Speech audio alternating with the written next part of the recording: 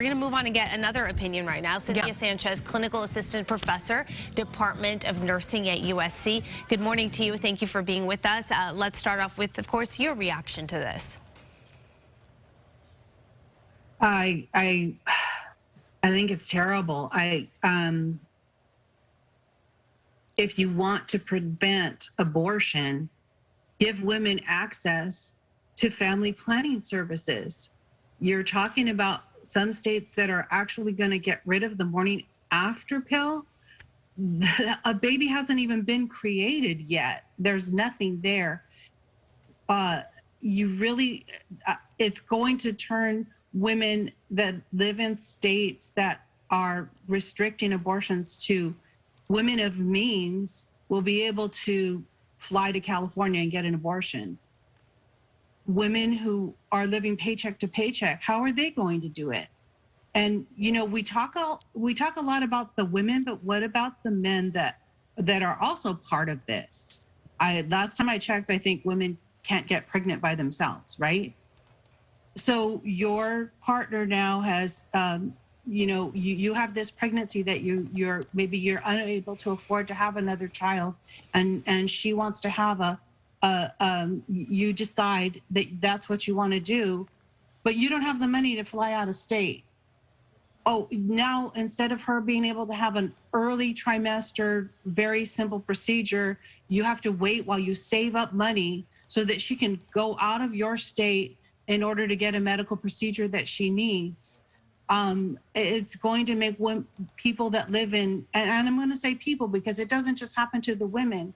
That's also happening to them, and they have to watch their wife or their girlfriend or their partner go through this and have these barriers put to her getting health care. And if you really want to decrease abortion, give people the access to healthcare services, to the healthcare that they need. Professor Sanchez, we've heard many voices on this particular issue. You have critics of today's Supreme Court decision saying that it is going to result in dangerous abortions being performed on women. You have those who are pro-life saying that is an overreaction and not necessarily going to happen. Where do you stand on that? Well, even take away the self-induced back alley procedures that women, let's say that they don't do that, but when you're talking about just medically, if a woman has a procedure early in her pregnancy in the first trimester, it's a very simple, not complex procedure. As you go along in the pregnancy, it becomes more complex.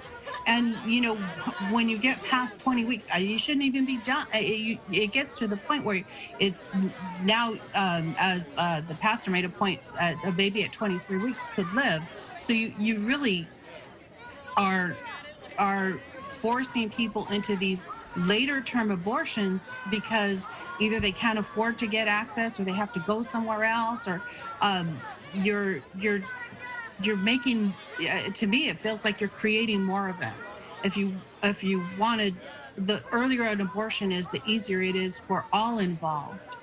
And in California, for example, we have a bill on the books, SB 1375, to increase the access to early abortions for women in the state of California.